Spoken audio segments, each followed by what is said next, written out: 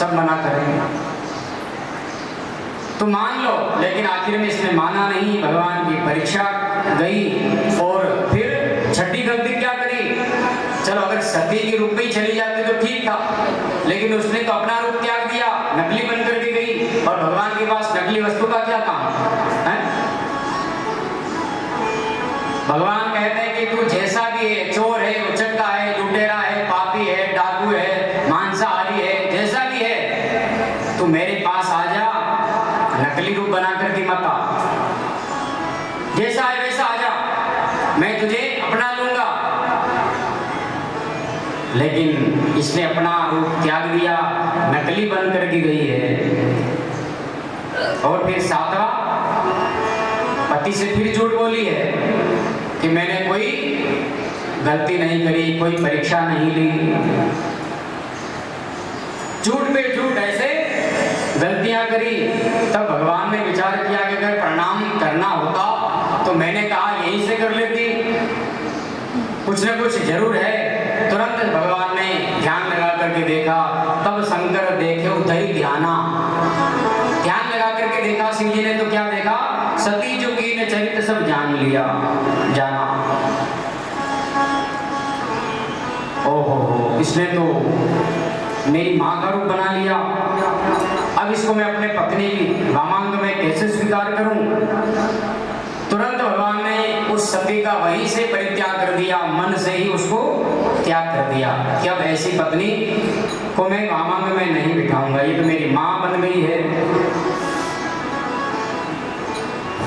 वहीं से चले आए, कैलाश पर चले आए, और आते ही उन्होंने तो ध्यान लगा करके बैठ भी गए, राम राम जपने लग गए, समाधि लग गई। समाधि लगी तो बहुत बड़ी समाधि लग गई, बहुत समाधि लगी इनकी। और समाधि लगी तो कितने वर्ष निकले? बीते संवत सहस्र 87,000 साल हो गए समाधि लगे। और जब समाधि लगी तो 87,000 वर्ष निकलने के बाद उनकी समाधि खुली। समाधि खुली तो क्या देखा? सती देखे व्योम विमाना, आकाश में विमान जा रहे, सारे देवता सज धज करके जा रहे थे। कहाँ जा रहे? पूछ लिया, हे भगवान बताओ ये कहाँ जा रहे? भोलेनाथ ने कहा कि ये तुम्हारे पिता के घर जा रहे हैं। क्यों? बोले तुम्हारे पिता ने यज्ञ की रचना करी है हरिद्वार कनखल क्षेत्र में, और ये उसी निमंत्रण में यज्ञ में जा रहे हैं, तो चलो हम भी चलें। बोले अपने निमंत्रण नहीं आया है, तो निमंत्रण तो भेजा होगा, मेरे पिताजी ऐसे है ही नहीं, मुझे जरूर निमंत्रण भेजा होगा। भगवान ने कहा कि अपने निमंत्रण नहीं है, हमें नहीं जाना चाहिए। आखिर में ये नहीं मानी और गई तो वहां पर अपमान हुआ। अपमान हुआ तो वहां भोलेनाथ का कोई स्थान था ही नहीं, क्योंकि भगवान भोलेनाथ का निमंत्रण न्योता बंद करने के लिए दक्ष ने ये यज्ञ रचाया था। उसका निमंत्रण बंद करने के लिए भोलेनाथ का। अब वहां वो सती गई, देखा तो सबका स्थान लगा हुआ है, सारे देवता बैठे हुए हैं। जैसे ही देखा तो पिताजी ने इसको देखते ही मुंह मोड़ लिया।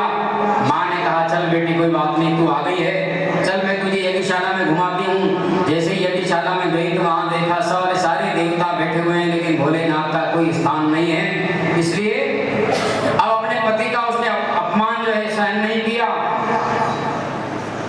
और उसने आत्मदाह कर लिया। क्योंकि गोस्वामी जी ने देखो जी इस कथा को इतना लंबा चौड़ा नहीं लिखा, भागवत में थोड़ा कथा आती है और गोस्वामी जी ने इसमें इतना विस्तार नहीं लिखा है, फिर भी कुछ थोड़ा सा प्रसंग में आपको इसको सुना देता हूँ। तो वहां जाते इसने अपना पति का अपमान देख करके वह आत्मदाह उसने कर लिया, क्रोधाग्नि में जल गई और मरते समय यही वर मांगा कि मेरे पति हो तो भोलेनाथ ही हो। सती मरत जब यह वर मांगा, जन्म जन्म शिवपद अनुरागा, मेरा जब भी जन्म हो तो स्त्री का हो और पति बने तो भोलेनाथ जैसे ही मुझे पति मिले।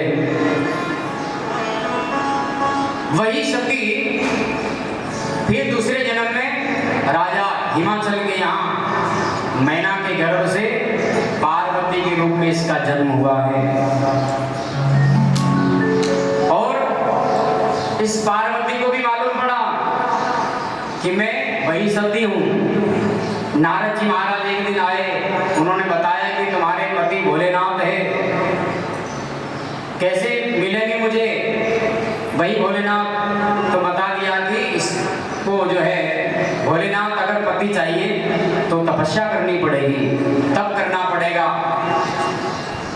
तब किया उसने 27,000 वर्ष तक तपस्या करके फिर भगवान भोलेनाथ को पति के रूप में इसने प्राप्त किया था। और जब भोलेनाथ की तपस्या से प्रसन्न हुए, प्रसन्न होते ही जब वर दिया तो क्या दिया? मैं आऊंगा, तुम्हें अपने वामांग में लूंगा, मैं विवाह करूंगा तो तुम्हारे साथ करूंगा ही, लेकिन फिर भी तुम्हें कथा ही सुनाऊंगा। पार्वती ने कहा कोई बात नहीं, आप आएंगे, मेरे से विवाह करेंगे, आप कथा सुनाओगे, अब अगले जन्म में जरूर कथा सुनूंगी, क्योंकि सती रूप में मैंने कथा नहीं सुनी ना, इसलिए अब पार्वती के रूप में तो मैं कथा सुनूंगी, दूसरे जन्म में तो मुझे कथा सुनाना। और जब ऐसे वरदान दिया था तो उस समय कहते हैं कि वो हरताली तीज थी, उस दिन भगवान ने दर्शन दिया था और पार्वती को अपनाया था। तब से ही माता बहनें हरताली तीज का व्रत करती है, रात भर भगवान भोलेनाथ को सोने ही नहीं देती है, पता नहीं क्या क्या फूल पाती और लाती है, कथा सुनाती है, खूब भगवान की पूजा करती है। हरताली का तीज का व्रत बोले इस माता पार्वती की यहीं से प्रारंभ हुआ। माता ने खूब भगवान की तपस्या करी थी और जिस दिन दर्शन दिया था उसी दिन का नाम है हरताली तीज। रात्रि में भगवान ने दर्शन दिया था कि मैं आऊंगा और तुम्हें अपनाऊंगा। तो इस प्रकार गोस्वामी जी कह रहे हैं कि यह सती ही दूसरे जन्म में पार्वती रूप में आई और फिर भगवान शंकर से इनका विवाह हुआ। और जब भगवान शंकर का विवाह हुआ तो अब भगवान शंकर का विवाह तो बड़ा लंबा चौड़ा है। भूत प्रेत पिशाच आदि सब बारात में आए थे। मैना रानी डर गई थी, वो भी थाल छोड़ करके भगी थी। सारे नगर निवासी हिमाचल के सब भाग गए। ये बारात देवताओं की है, भूत प्रेतों की है। ऐसी बारात थी भोलेनाथ की।